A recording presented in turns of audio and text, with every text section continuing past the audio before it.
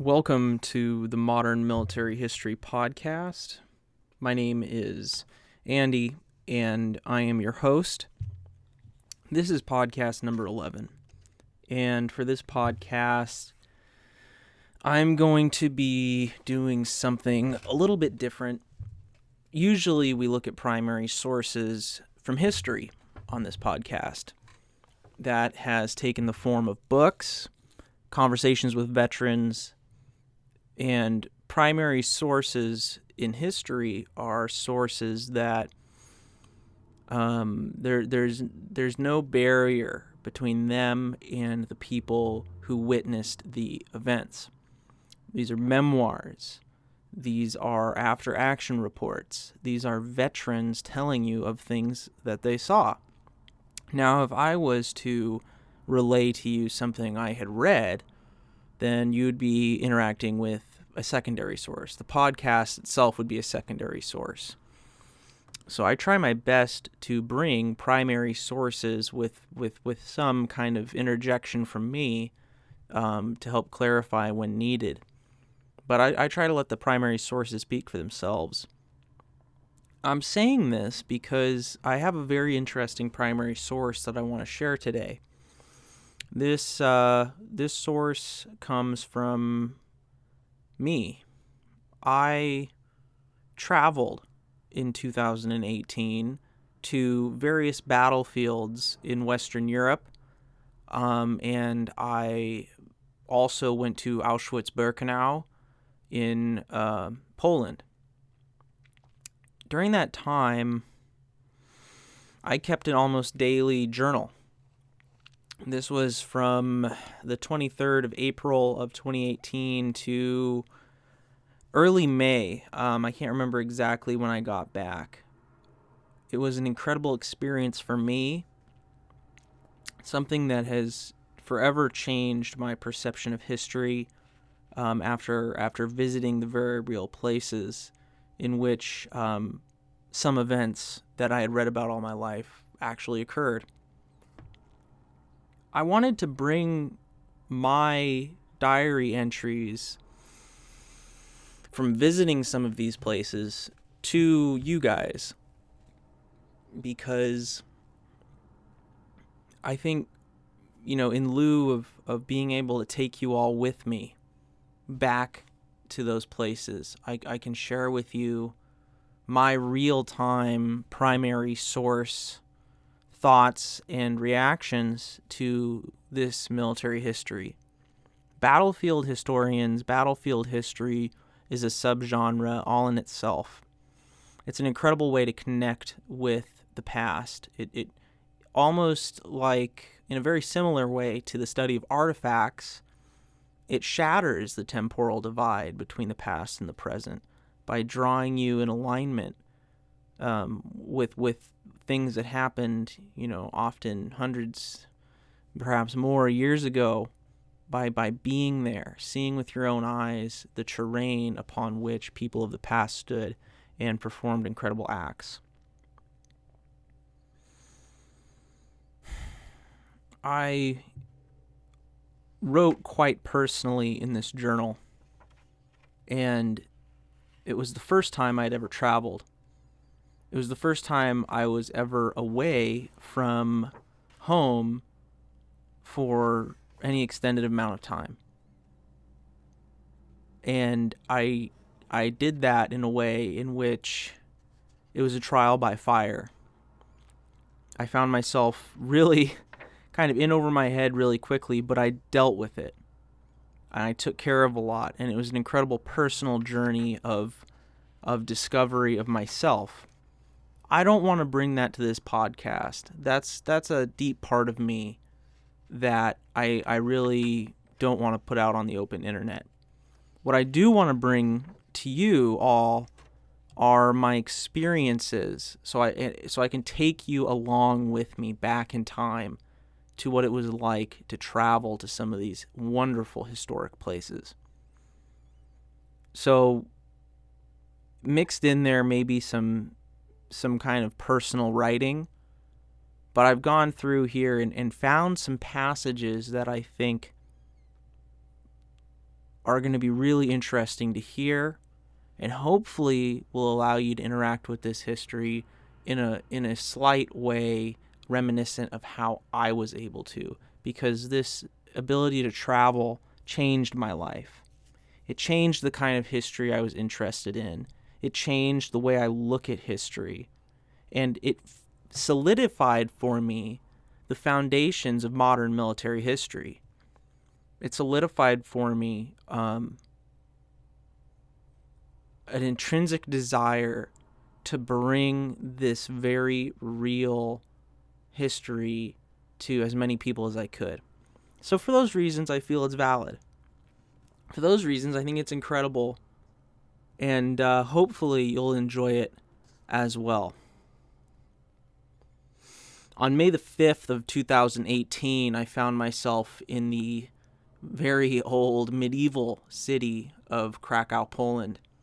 Krakow, Poland is the closest large city with an airport to Auschwitz-Birkenau.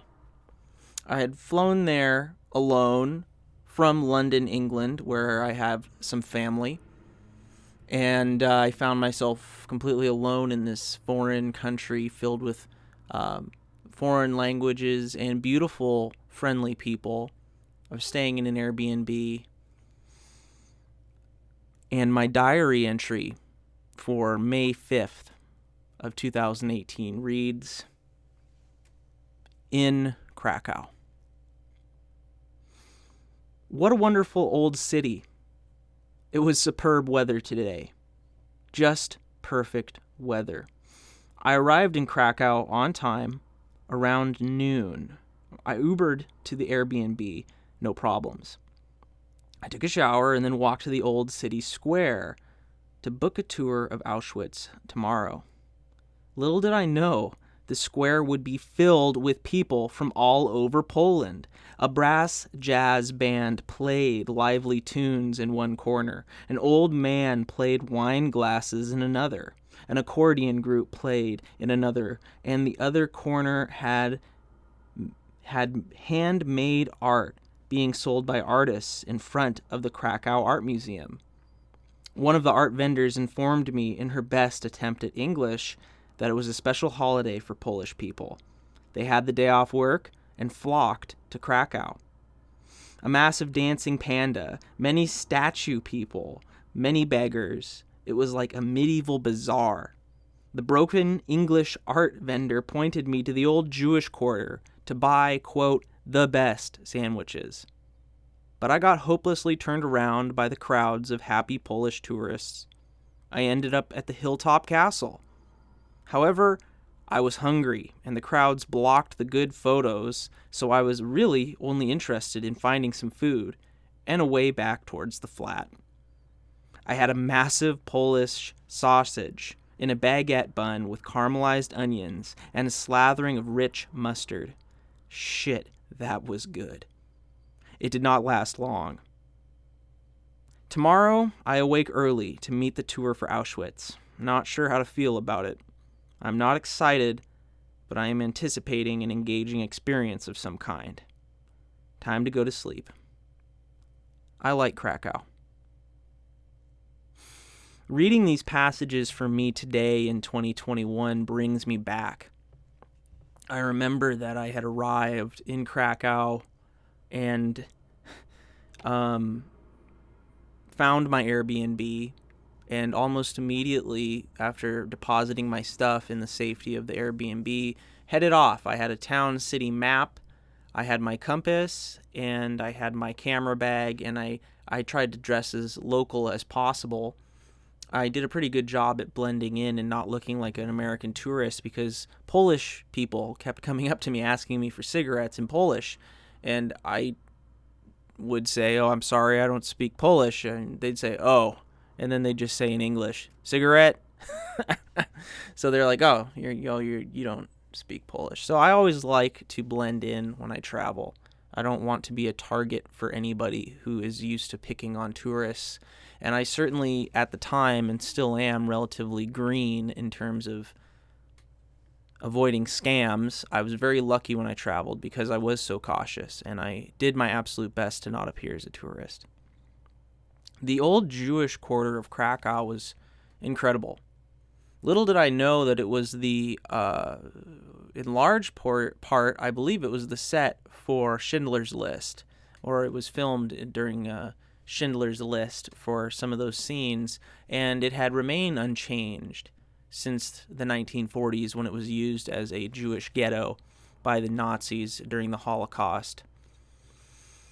I remember that I was walking with my compass, using landmarks and whatnot to navigate, and I found a small flea market, and inside was some militaria, which was really kind of funny.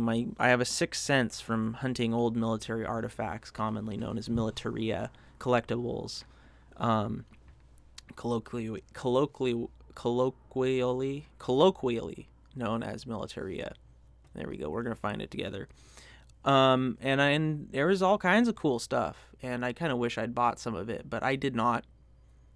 I ended up getting back to my flat because the next morning, I had a trip to Auschwitz, and I mean, how do you prepare for that?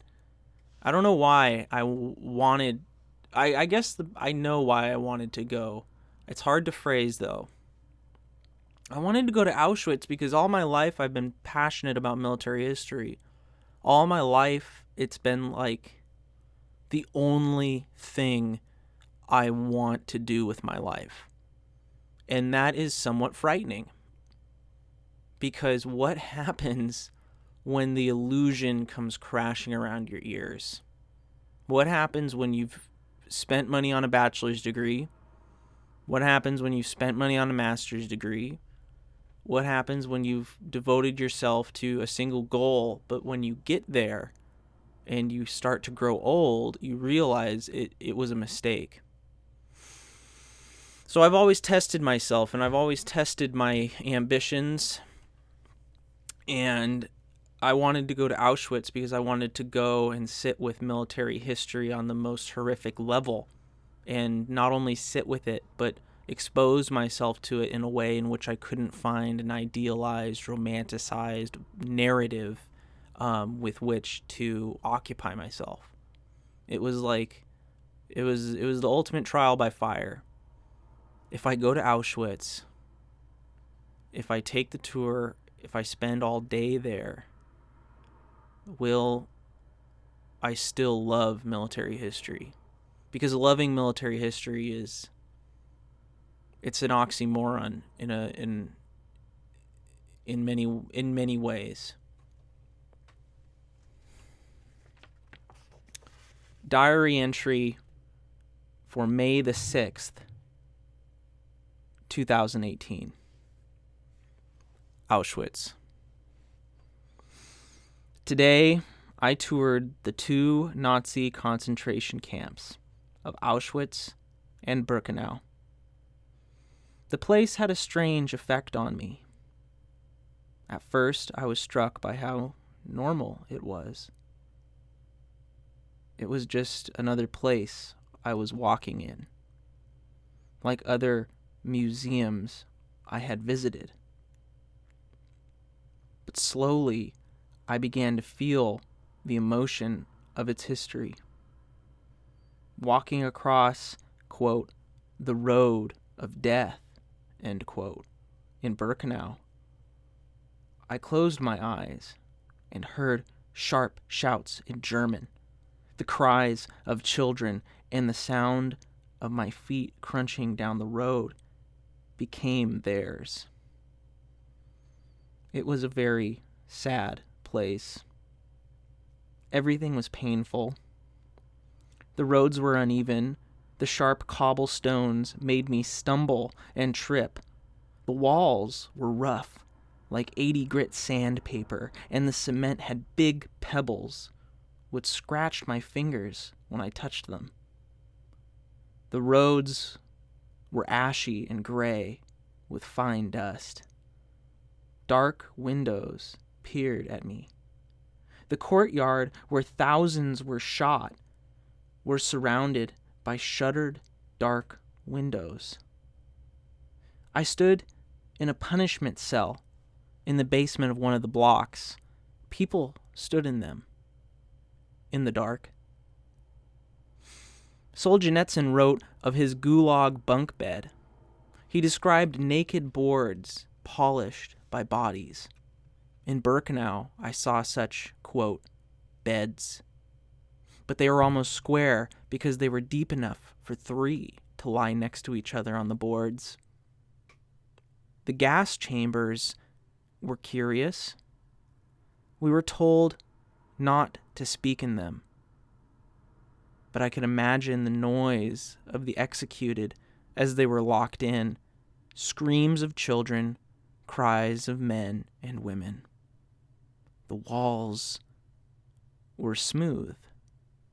The ovens were next door in an adjacent room. A building with a singular purpose.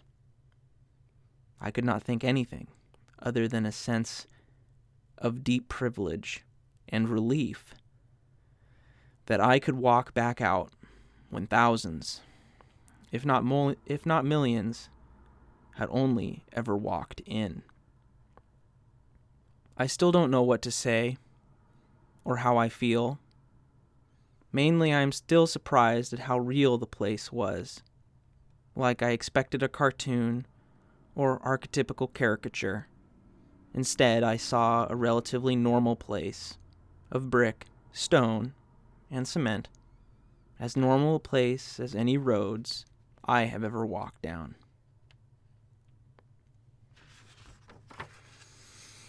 And then, almost separately underneath that diary entry is another inscription. It reads, "The walls secreted pain. Nothing was loving or showed passion or pleasure, as most architecture naturally does. Built by slaves for slaves."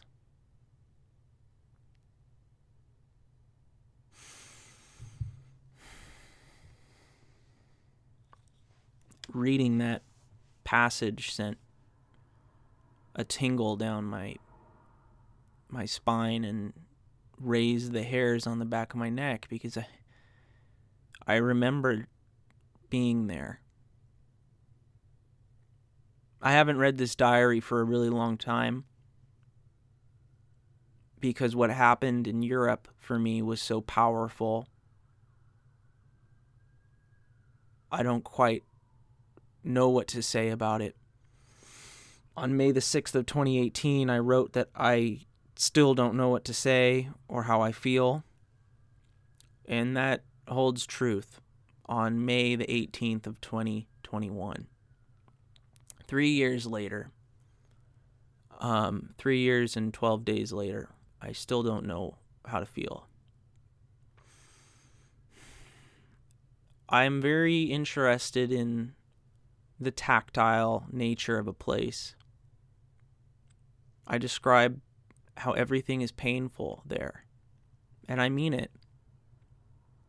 The roads are built of uneven cobblestones, so that if you don't pick your feet up high enough, your toe catches on the sharp edge of a cobblestone sticking up.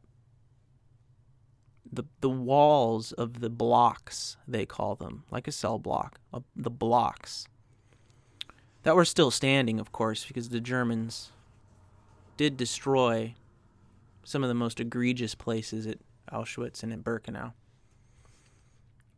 The walls themselves were painful. I wrote like 80 grit sandpaper. And because the cement wasn't finished, it was just poured and left. Nothing was for comfort there. The beds, quote unquote. I believe it was the women's quarters that was still standing in Auschwitz. The floors were kind of like an uneven dirt rock floor.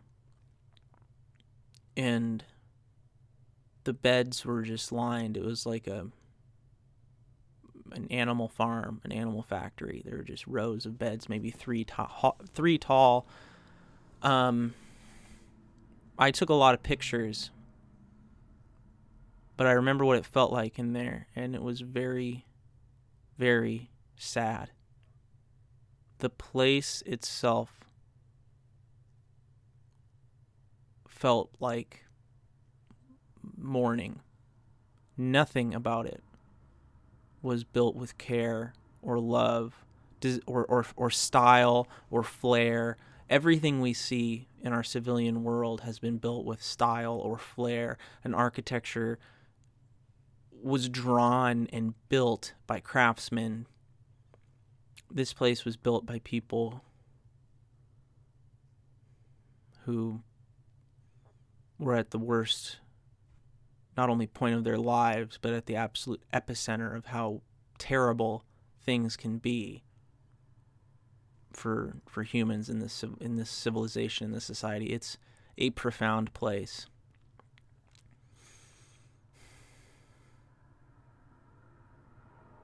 I walked out of Auschwitz with a surreal sensibility that I had been graced with a rare privilege. I walked out of that place with the sense as though many had walked in,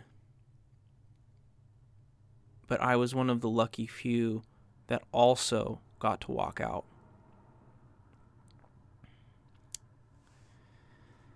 I said before I shared this passage that Auschwitz was a self-test in a way. A self-test in which I would truly determine whether or not I still loved military history after coming into contact with its worst elements. I will let you judge for yourself as you listen to my podcast and on my Modern Military History YouTube channel if I still love military history. Spoiler, I do. And it's because of my experiences in places like Auschwitz and some of the other places I'm going to bring to you during this podcast that I have formulated that love. And it's not from a naive place. And I'm trying to share why I feel this is important. And I'm hoping you will be able to take something away too.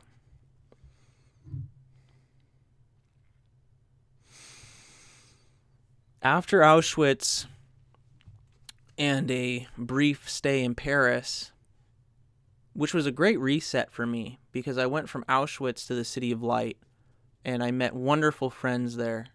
I spent an evening with friends from my hostel, an American and an English woman who were just so cool, and we immediately became friends, and we went out and we had dinner at a Parisian bistro, and it was everything you expected. The Parisian server was like, "Oh, I'll get you the English menu," and brought us like a poorly translated like English menu with like British flags on it.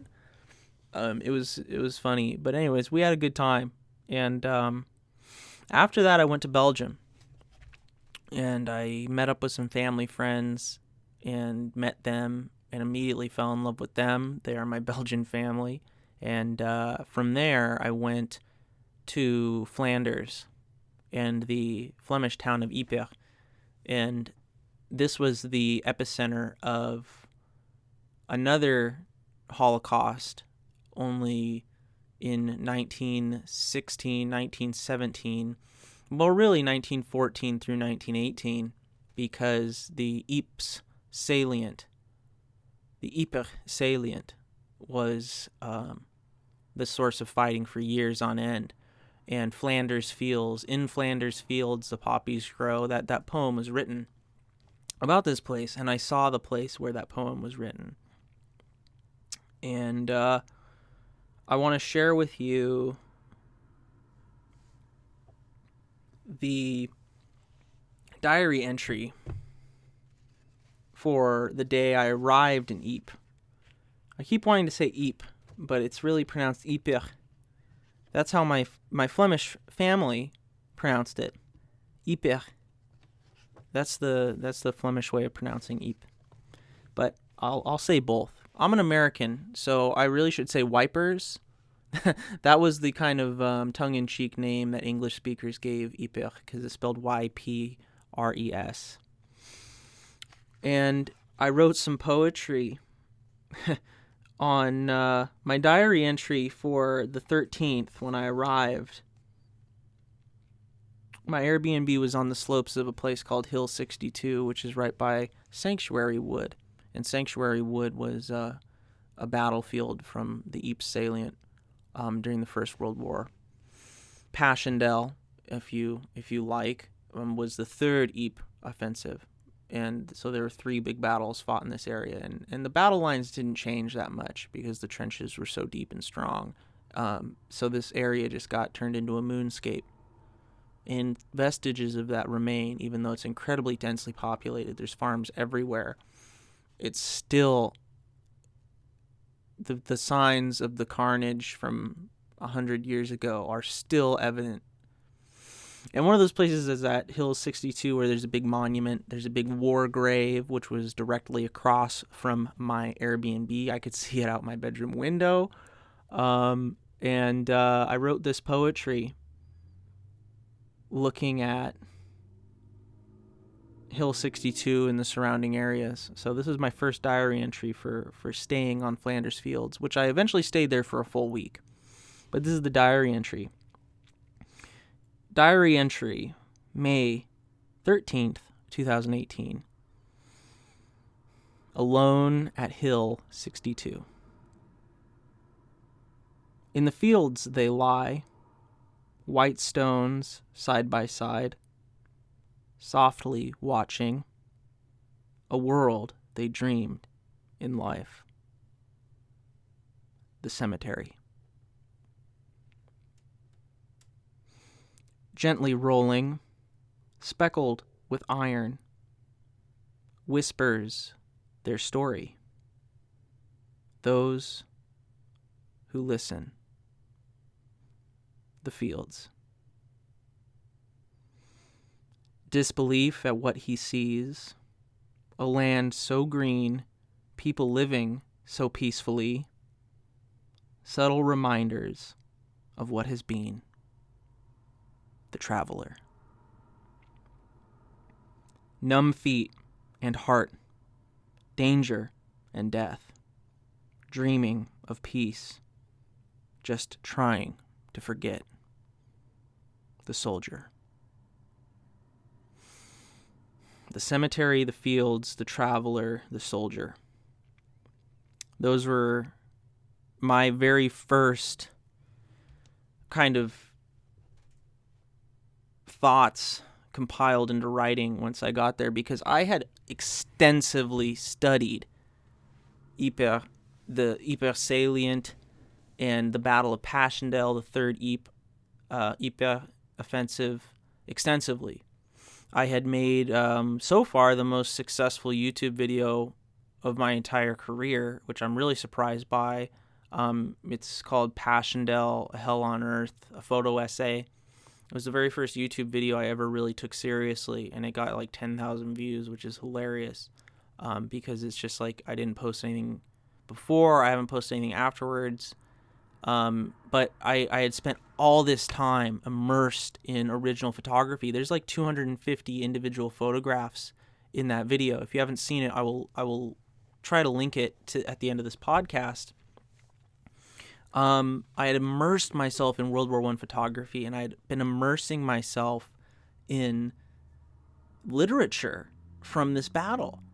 I had gotten to know this battle and this place through the words of men who had been there in 1917 and pictures taken in 1917, 1916, 1918. I had only known this place through that lens, and being there was like, it was incredible. I knew it. I knew that place. I had been there in my dreams and in my heart for a long time. But then I was there in reality. And I had an absolute blast in Flanders. It was awesome. I got everywhere by foot because it was another holiday. I'd gotten to Poland on a holiday. It turns out that weekend was like a cat festival. There were all these Japanese tourists coming to this World War I battlefield with me on the train, and they were like painted up and as like cats and wearing like little cat ear headbands. And I was sitting on the train next to a little Japanese woman who was like studying English and dressed like a goddamn cat. And I'm like readying myself to visit this like hell on earth battlefield. It was crazy. And apparently there's a cat festival every year in Ypres. And it was told to me by my Flemish friends that apparently in the medieval time, Ypres was a like a grain trading place where grain was traded. And apparently there was a lot of rodents that came for the grain. And that problem was solved by having a lot of cats, a lot of feral cats. But every year there's a lot of extra cats hanging around, and there were too many goddamn cats, and they would yowl and fuck and cause all these problems. If you ever heard cats banging, it's terrible. It sounds like they're getting sawed in half. And there was all this crazy shit with cats. So the Flemish people of Ypres decided to take this surplus of cats that remained every year after the harvest and throw them from the top of the church spire. I shit you not. And now there is a cat festival. They've turned it into a cat festival where people come from around the world to celebrate cats. I don't know how many of them understand that this is really like they used to murder cats in Ypres. It's hilarious. I was just completely thrown by that. And it was like, man, take a step out of your military history microscope and see this place as a living, breathing place. And that's really one of the things I've taken away from my trip to Europe, and I've tried to bring to my study of military history, that military history is just as real as anything else. It's as real as the chair you are sitting in now. Just as Auschwitz was a real place, as real as the place you currently live and are currently listening to this, it's a real place. It exists on the same earth. The same air flows through it. The same sun shines on it. Ypres, not only was it a place of World War I, it is a place now of vibrant history and culture, and it's a really wonderful town. I really liked it there.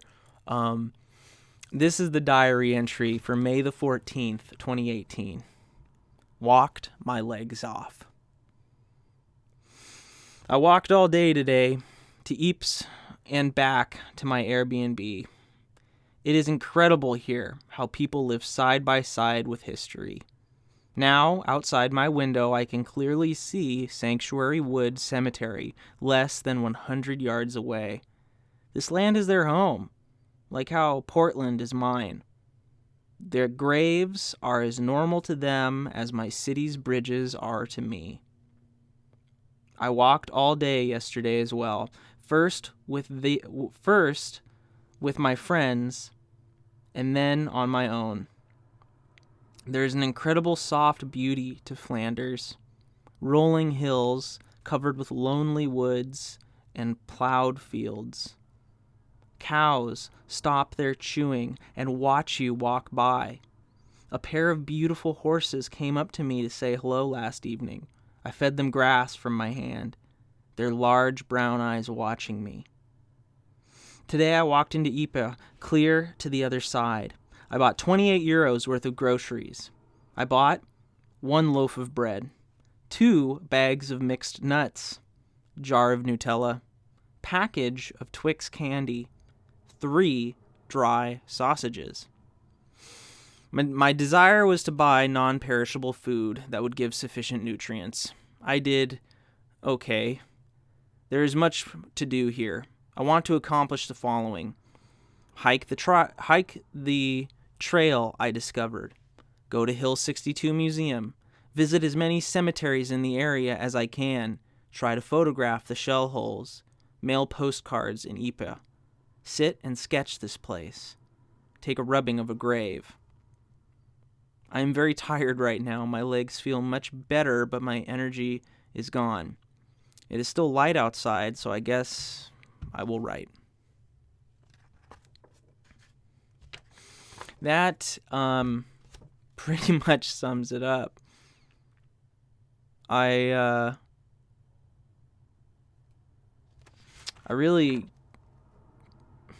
really enjoyed walking everywhere around the Ypres Salient. I couldn't, since it was a holiday, I couldn't find a bicycle to rent, so I walked. I had pretty good walking shoes. I don't know where those shoes went, actually. They disappeared after I got back to my home in Portland. But they were good walking shoes, but I still just beat the shit out of my feet. Oh my God. I walked so far, and when I was really tired, I would keep walking. Because I was there, and this was my jam. I was like, every time I thought I would stop and just like call it a day, I was like, no, I can do a little bit more. It was absolutely insane. It was so cool, though. It was everywhere. History was everywhere there. I mean, there were fields that were freshly plowed fields by virtue of the time I had gone in spring. They had just plowed their fields.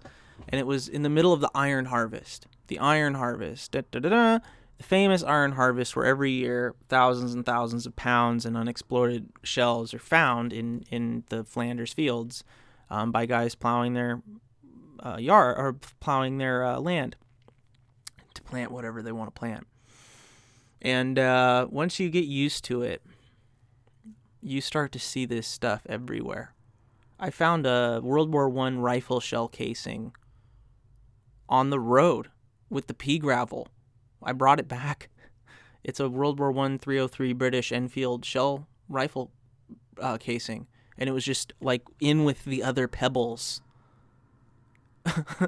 on the road as I was walking the Mainen Road into Ypres for whatever reason. It was nuts. Like, what kind of place do you just find history mixed in with the gravel on the ground? It was insane. It was overwhelming. It was wonderful. It was beautiful.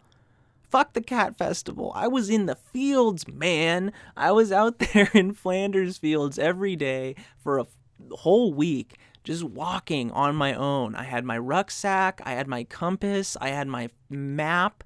I was able to go anywhere I wanted. And there were little roads that took me anywhere I wanted. It was awesome. It was absolutely awesome. Polygon Wood was like a half-hour walk. I had to navigate across some fields to get there. It was so much fun. I can't wait to go back. But I love that I could bring this to you guys because it wasn't all just like the dark oppression of Auschwitz or this like really impending sense of like deep history. It was so much fun getting to travel on my own as a young person and engage with these places that I had lived with in my heart for so long. And it was a sad day when I had to leave Flanders because I really loved it there, but there was a lot more to see. Diary entry for May 17th, 2018. Last day at Hill 62. This is my last night in Flanders on Hill 62. I've seen a lot of the key areas and many of the monuments. One can never see everything. I think I walked about 20 miles yesterday. Today I walked much less on account of very sore legs. I need to toughen up. I feel ashamed that simply walking can make me so sore. I went to the Hill 62 Museum, which was very close to my Airbnb. The artifacts there were very interesting and historically relevant. Many pickelhaubes and rifles, lots of interesting ground-dug and relic condition items. However, the storage of the items was awful and the display was disorganized and difficult for the uninformed to appreciate. I think the coolest part of the museum was the preserved landscape behind it. Sanctuary Wood was on the front line for years during the war. The ground was pot-marked with shell holes, and the occasional trench in the original trench system was largely intact. It was difficult to discover what elements of the trench were untouched compared to simply rebuilt with original materials. After my visit to the museum, I tried to go on a walk around Hill 62, but my legs and feet were very sore. I ended up going back to the Airbnb to rest and relax. However, after a short rest, I decided to suck it up and get after it. It was my last day, and excellent weather, too.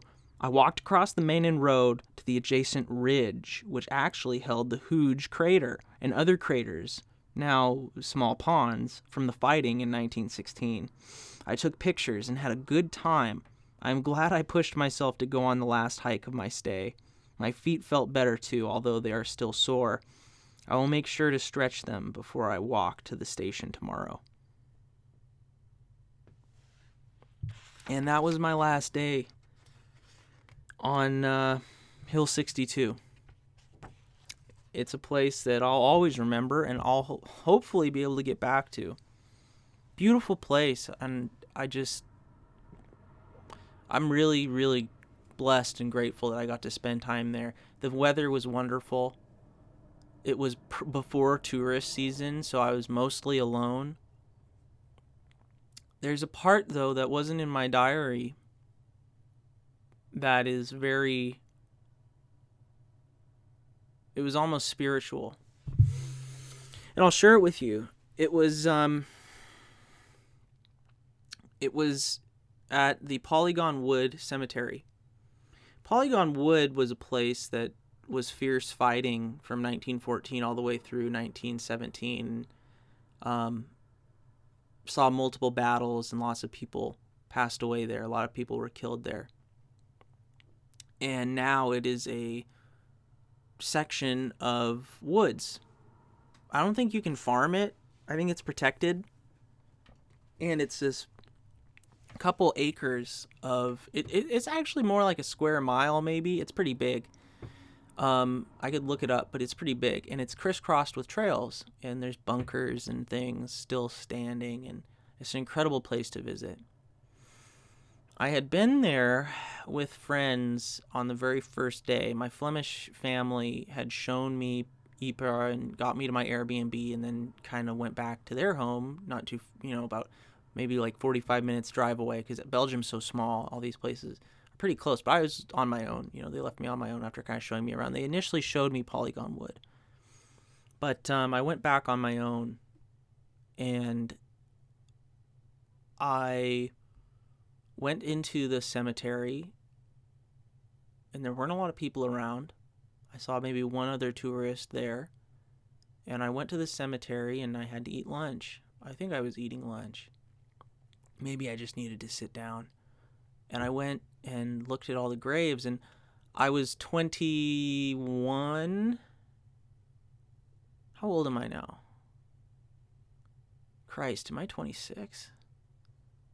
1995. Yeah, I'm 26 years old. Wow. No, I was 23 at the time. I was 23, and I was looking every cemetery I went to, I found a grave of a man who was 23 years old, and I sat with it and looked at it and learned his name and thought about that person who is now, this grave was their resting place. So I did that there at the Polygon Wood Cemetery. And I found the grave of a 23-year-old in the far corner of the cemetery. Like, I was with my back to the little dividing wall. Behind me were, like, cows. Nobody was around. It was this warm May day, and I was sitting there at this grave. And I remember looking at the grave, and I asked the grave. It was a New Zealand Anzac troop, and his last name was Corcoran. I remember looking at the grave and kind of asking him, God, what must it have been like to be here? Because there's cows here now, and there's trees, and it's a beautiful day. Almost kind of guilty I'm having such a time in my life. And this was, a place where this man was killed. Not long after I asked that kind of rhetorical question to the grave, what must it have been like to be here? A little short bus pulls up, and a bunch of old people get out of it. Like 5 or 6 old people hobble out of this bus, and they start looking around. And it's pretty obvious this is a tour bus. And this isn't how I like to travel, because I'm young, and I want to be on my own, and I want to be on foot, and I want to do whatever I want. But this is a tour bus, and it's one of their stops. And I'm sitting over there kind of just doing my own thing. And one man sees me and kind of slowly walks over. He doesn't say anything. And he kind of positions himself in a way where he's able to look at the face of the grave. And he's looking at the grave and he looks at me. And then he says, "Are you from New Zealand?" And he has a New Zealand accent. I said, "No, I'm not. I'm just here because he's my age and he's easy to talk to." And this older man looks back at the grave. And he gets this pensive look on his face and he says, "I'm from New Zealand. It's such an isolated, small country. Coming here for these boys, it would have been the great adventure of their lives." And with that, this old man turned and walked back through the graves and didn't say anything else to me. I think they got on the bus shortly thereafterwards.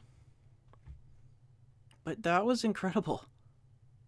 I'm getting a tingle right now remembering that, because I had just asked that grave what must it have been like to be here. And that man told me. It was serendipitous. It was supernatural.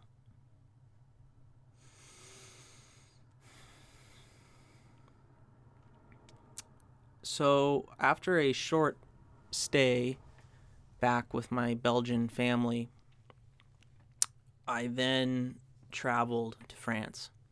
I went to Paris again and passed through the city, visited a comic book shop that I had discovered on my first stay there when I'd come back from Auschwitz, and caught a train to Normandy. Normandy was the last place I was going to visit on my April and May trip of 2018, because I'd always wanted to visit there. It has a magnanimous presence in the United States national narrative. The American troops hitting the beach at Omaha has become a story into on itself. And I had to go there. I had also been very immersed in airborne paratrooper history, and D-Day is also a really, really important use of airborne forces in world history, not only the Second World War. And I wanted to see some places that I had read about all my life, not only just the Normandy beaches, but places inland among the hedgerows. I arrived in Normandy, and this is the diary entry for May the 22nd of 2018. In Normandy. Holy shit. What a journey. The train from Brussels to Paris was fine. Then I bought a ticket at Paris Nord to Caen. I walked through Paris to my friends at Made in Italy and had more amazing pizza. I also hit the comic book shop and bought more Star Wars comics. I then walked to the Paris station and waited 3 hours for my train. Then I began the journey from hell. Not that bad, but it was crazy. The train from Paris was late. There was an accident on the tracks, but another train was leaving for Paris, standing room only. I crammed myself into a luggage rack and then made myself, quote, comfortable for the journey. Then I was in Paris. Sorry, I'm very tired, not to mention I was decently drunk last night with hanging out with friends in Belgium. I got to Caen all right and on time. Then I hired a cab to the Airbnb. We began to drive, and then drive more. The Airbnb was pretty deep in the country. And then the cab driver could not find the address. He asked a kid. Then he asked some people in front of their house. Then he stopped for a minute to try to figure it out, and a woman approached the car. You here for the Airbnb? My God, it was beautiful to behold. She was not the Airbnb owner, but knew where it was. Then we parked by the actual Airbnb. A handwritten sign was on the roadside. Chateau Airbnb. arrow pointing to the right. It was the right place. It had cost 95 euros to find the place. Jesus. But I just wanted to pay and get sleep. Then the cab driver said, cash only. Fuck me. My heart went into my mouth. I had neglected to get cash euros and had counted on the taxi to take card. Luckily, the Airbnb owner wrote a check, for which I owe her now. Jesus Christ. Then I went into the farmhouse and met the husband, who spoke a little English. I mean, a little. He asked how I was going to travel around. I said by foot. He said I would need to rent a car. He said tomorrow at 10 a.m. his wife would drive me into town to rent a car. I will get cash then too. Holy shit. The taxi ride was like a train, screwing a donkey, fucking a mouse. Diary entry May 23rd, 2018. First morning in Normandy. The birds are singing a morning song. I am sitting in a small porch of my Airbnb home. In 30 minutes, I leave for Bayeux to rent a car. I will also get the cash to repay Sylvie for my mistakes yesterday with the taxi. My travels are teaching me many things. Mostly that I know nothing, and that I must confront the world with the intent for doing good, and by being truthful to achieve that. There are good people everywhere. Truth requires vulnerability, and that is scary. But if you intend to do good, then what is to fear? Well, meanwhile, my main anxiety is finding the Airbnb again once I have the car. It seems simple by map, but I do no longer trust such instinct. Essentially, you head southeast from Bayeux along the D6 highway. Then you turn right into Belleville Road called D187. Then you go until the Hairview Crossroads. The Airbnb is on the right, and the Rue des Moulins the Airbnb is on the right, on the Rue des Moulins. Simple, no? We shall see. I have my directions and my compass. Who's to say that is not enough? Who gives a shit if something goes wrong? I'll just fix it. Afternoon in Normandy.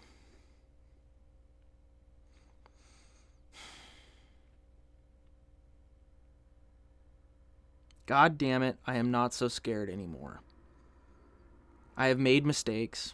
I have been confronted with impossible situations, but it has been through the kindness and the generosity of strangers that I have succeeded. It is as though I have stepped through a veil and discovered something hidden. I am an adventurer.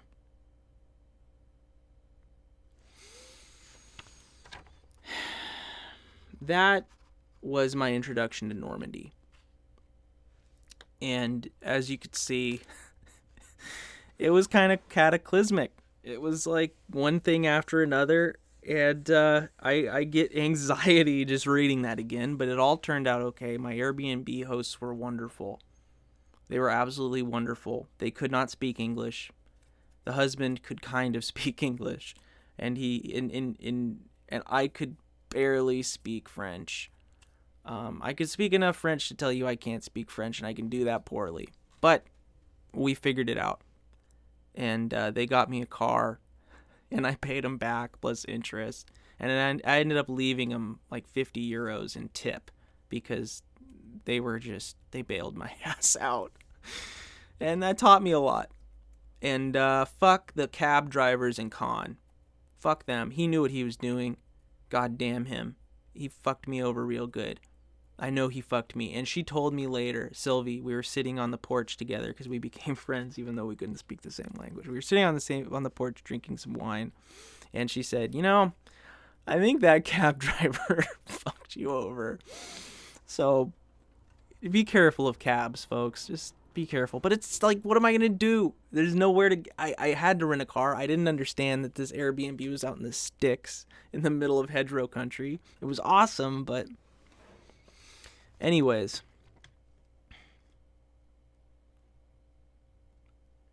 Diary entry number 22. Omaha Beach and American Cemetery. I don't quite know what to say, so I'll find it by writing. Seeing the rows of graves was familiar. I had seen many cemeteries in Flanders as well, but these graves were American. They represented men just like me, from all corners of the country, killed during the fighting in Normandy in France from June 6 to August 1944. God, it touched me in a deep, sensitive way. I guess I felt bad for them, and I so wished they had not been killed in war, so far from home. I have seen Auschwitz-Birkenau and felt the emotion of the place, seen the gas chambers and the dark basements where prisoners were tortured and murdered.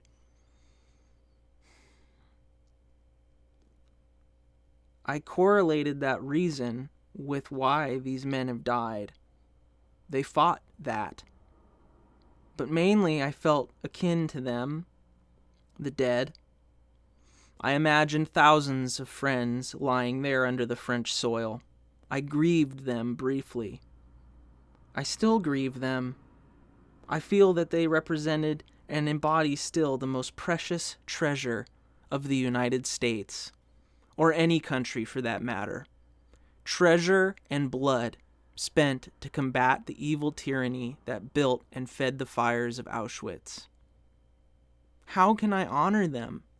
How can I live a life that adds to their story as well as mine? I idealize them. Should I not?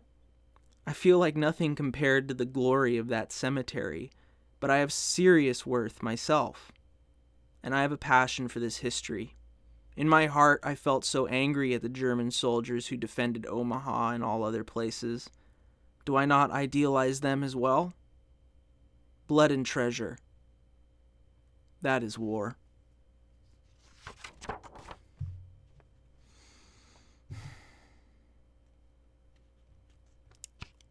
When I was there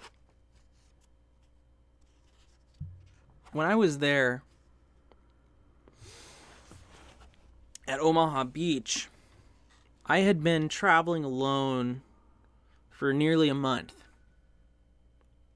And when I say I was traveling alone, I mean, not only was I traveling on my own, I was alone.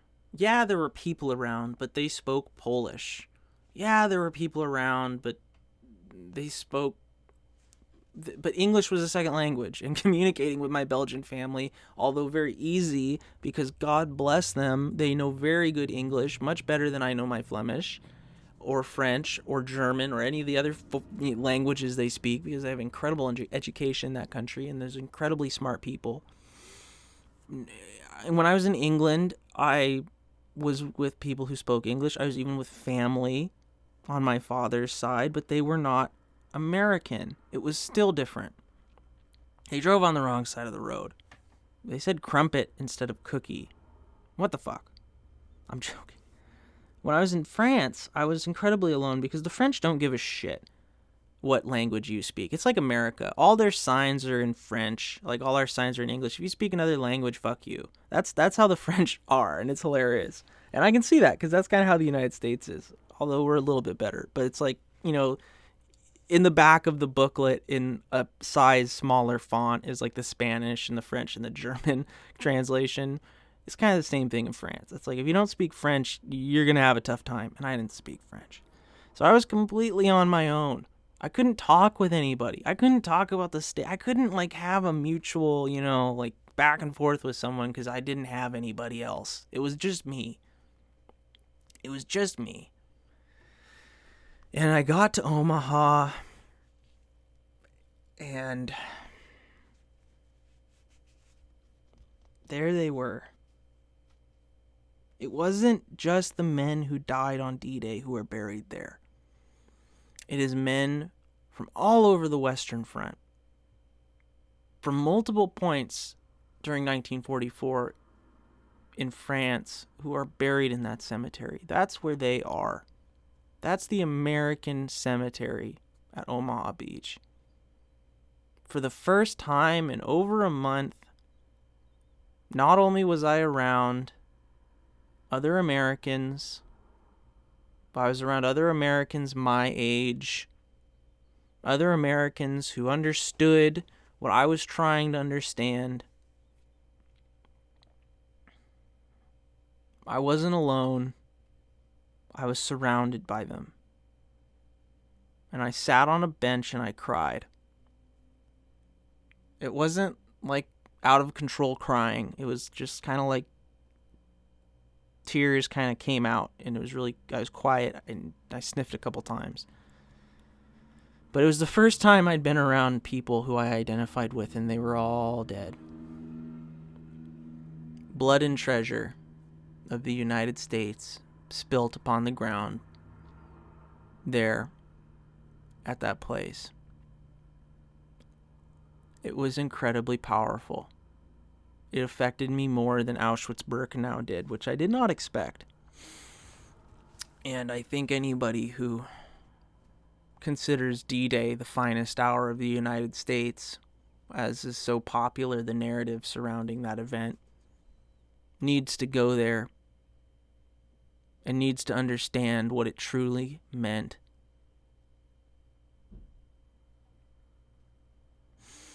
After I visited that cemetery, I spent quite a bit of time walking amongst the graves, finding men whose age was the same as mine. And I took a lot of pictures, and I went down onto the beach. It was a clear, sunny day. When D-Day happened, it was overcast and foggy. More early morning. Tide was out on June 6, 1944, in the early morning. Tide was in when I was there, and it was a bright, sunny, clear day. But I walked straight down from the American Cemetery on Omaha, straight to the water, and I turned around and looked to see the same view that the men coming out of the landing crafts would have had.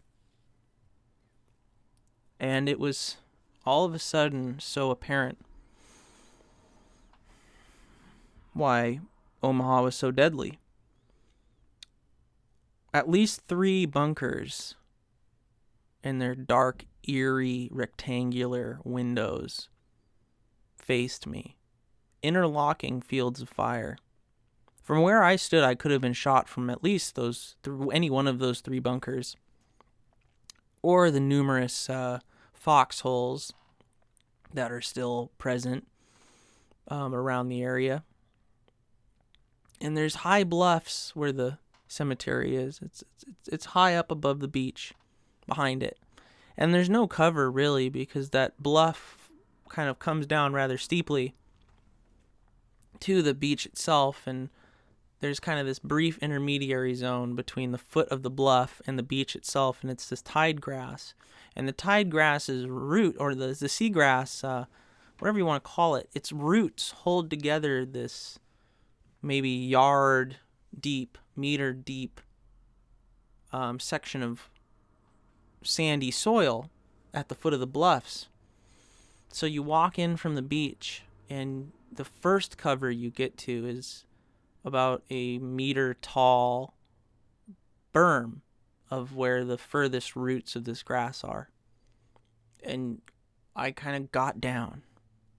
I got down to just get out of the sight of those goddamn bunkers. They were scaring the shit out of me. So I got down and I realized this is exactly what everybody did. They got to that seawall and they hit it and they hid, and that was the first place they could hide. It was incredible to be there. It was incredible to be there. And it was just ordinary people on both sides who were forced to participate in that, the horrific events of the morning of June 6, 1944.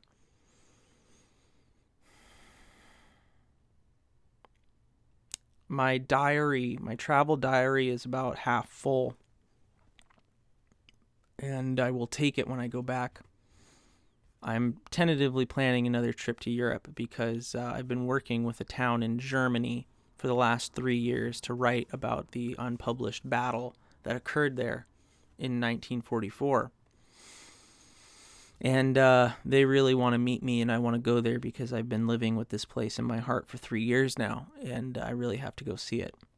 But I wanted to share with you some of the diary entries and some of the memories of my travels in Europe during 2018, because it deeply impacted me and it deeply touched me, and it will forever shape how I engage not only with other people, but with history, how I engage with myself. I'm a problem solver and I'm an adventurer, and this whole YouTube podcast experience has been part of that legacy. I'm honored that some of you out there are on this journey with me. I don't know you, I can't see you, but I'm very grateful nonetheless. I'm just here to spread this history and spread this story, and I really appreciate it. You guys are awesome. Whoever you are, wherever you are, thank you. You can write to me. I'm at themodernmilitaryhistory@gmail.com. You can find it on my YouTube About page, or you can go to modernmilitaryhistory.com and contact me about the creator.